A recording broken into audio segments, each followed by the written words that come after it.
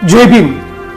Doctor Bhimrao बाबा साहब अंबेडकर की 132वीं जन्म जयंती के मौके पर आरएसएस, भाजपा और नरेंद्र मोदी साहब के लिए मेरे 14 सवाल हैं।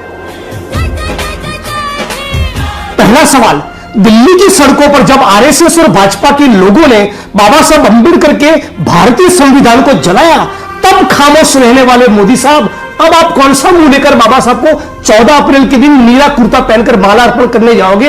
आपने अपने हाथों से बाबा साहब को माला पहनाओगे? आपको शर्म नहीं आएगी? जब संविधान की कॉपी को जलाया तब आप खामोश रहे। तो आपको सवाल यह पूछना चाहता हूं, पूरे भारत के 21 करोड़ दलितों की ओर से, क्या आप भारत के संविधान में मानते हैं या मनुस्मृति में? इस बात की आपको स्पष्टता करनी पड़ेगी। दूसरा सवाल, अभी कुछ दिन पहले भारत की पार्लियामेंट में हमारे गृह मंत्री ने ऑन रिकॉर्ड कहा कि इस मुल्क में पिछले 4 साल में दलित समाज के 1,90,000 लोगों के साथ उत्पीड़न, अत्याचार और एट्रोसिटीज की वारदातें हुई। तो सवाल ये हो रहा है, किस प्रकार का मुल्क है? मोदी साहब, आप तो कह रहे थे कि अच्छे दिन आएंगे, आप तो ये कह रहे कि मुझे बाबा साहब अंबेडकर के लिए बहुत लगाव है, आप तो ये कह रहे थे कि दलित मेरे भाई है, आप तो ये कह रहे थे कि सबका साथ सबका विकास। आपके आरएसएस के लोग सामाजिक समरसता का ढिंडोरा पीट रहे हैं, तो बावजूद उसके 4 साल के दौरान ही इस मुल्क में 1,90,000 दलित उत्पीड़न की वारदातें होती है। आपका इस मुद्दे पर क्या कहना है? क्यों उसके खिलाफ कोई ठोस कार्रवाई नहीं होती? क्यों इस मुद्दे पर आप खामोश हैं? क्यों आप इस मुद्दे पर कोई कार्रवाई नहीं करना चाहते? तीसरा सवाल मोदी साहब आपसे पूछना चाहता हूं, ये 1,90,000 एट्रोसिटीज की दलित उत्पीड़न की वारदातें हुई, लेकिन आप उसमें से एक भी पीड़ित परिवार को मिलने के लिए गए? हाथरस की बेटी के साथ जो हुआ वो पूरे मुल्क और पूरी दुनिया ने देखा।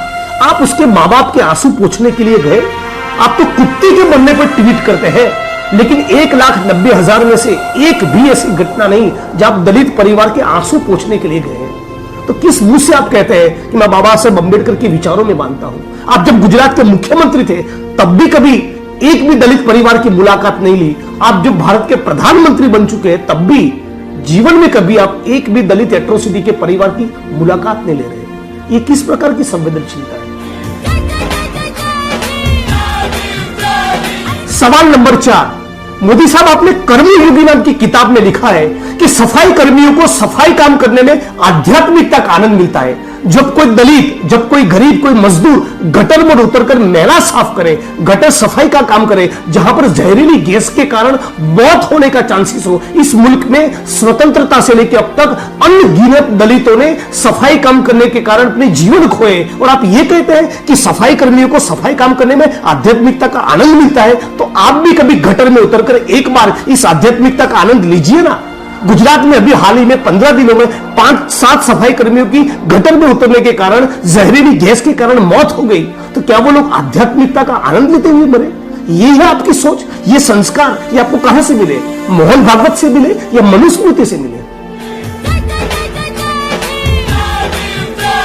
5वां सवाल पूछना चाहता हूं, आज भी इस मुल्क में, मोदी साहब आपने तो कहा था ना कि अच्छे दिन आएंगे, समानता होगी, सबका साथ सबका विकास, लेकिन आज भी दलित समाज के लोग दूसरे भारतवासियों का मैला उठाने के लिए मजबूर है। आज भी इस मुल्क में मैन्युअल स्कैवेंजिंग, मैला ढोने की प्रथा आज भी जिंदा है। हजारों लाखों लीटर एक इंसान को दूसरे इंसान का मैला उठाना पड़ रहा है। इस बारे में आपने प्रधानमंत्री के बनने के बाद अब तक इन 8-9 सालों के दौरान क्या किया? आज भी गुजरात में, भारत में एक सफाई कर्मी, एक दलित समाज का व्यक्ति दूसरे भारतवासी का मैला उठाने के लिए क्यों मजबूर है? छठा सवाल, अस्पृश्यता, छुआछूत भारतीय समाज का कलंक है। डॉक्टर बाबा साहब अंबेडकर ने भारत के संविधान के आर्टिकल 17 में छुआछूत के ऊपर प्रतिबंध लादा है। संकल्प लिया एक राष्ट्र के तौर पे कि छुआछूत को खत्म किया जाए, लेकिन गुजरात हो या देश का कोई भी स्टेट हो, आपकी सरकार, आपका सोशल जस्टिस डिपार्टमेंट भारत के एक भी जिले के, एक भी तहसील के, एक भी गांव में छुआछूत के खिलाफ कोई कैंपेन नहीं चला रहा है, कोई ड्राइव नहीं चला रहा है, उसके खिलाफ का कोई प्रोग्राम नहीं है, आपका कोई कमिटमेंट नहीं है। तो किस मुंह से आप कह रहे हैं कि सामाजिक समरसता लागू करना चाहते हैं? मोदी साहब, आखिर आप भारत में छुआछूत को, अस्पृश्यता के कलंक को जिंदा रखना क्यों चाहते हैं? 7वां सवाल, मोदी साहब, आपने बाबा साहब अंबेडकर की स्मृति में पंच तीर्थ का निर्माण करने की बात कही थी। महू, जहां बाबा साहब अंबेडकर का जन्म हुआ, लंदन जहां पर उन्होंने पढ़ाई की, दिल्ली उनके महापरिनिर्वाण की जगह, बंबई जहां पर चैत्य भूमि उनकी स्मृति में बड़ा स्मारक है, नागपुर की दीक्षा भूमि, इन 5 जगहों को आप डेवलप करने वाले थे, लेकिन आपने तो बना दिया नई पार्लियामेंट का भवन। 800-900 करोड़ रुपया नई पार्लियामेंट के भवन के निर्माण के लिए है, लेकिन बाबा साहब की स्मृति के पीछे खर्च करने के लिए आपके पास कोई पैसा नहीं। और वैसे भी आपकी स्मृति से बाबा साहब की इन स्मारकों का निर्माण करने चाहते हैं। आरएसएस और भाजपा के लोगों की तो परंपरा रही है कि गांव में, तहसीलों में, जिलों में, शहरों में बाबा साहब अंबेडकर के स्टैच्यू को तोड़ने की भाजपा के लोगों की तो परंपरा रही है। इसलिए कहना चाहता हूं, आप वैसे भी आरएसएस की मनुस्मृति की सोच में मानते हैं, तो बाबा साहब अंबेडकर के नाम पे जो भवन है ना, जो स्मृतियां है ना, उनको रिनोवेट करने के बजाय बेहतर है आप आरएसएस के हेडक्वार्टर की मरम्मत में ही लगिए। यही आपकी पर्सनालिटी, यही आपकी विचारधारा को सूट करता है।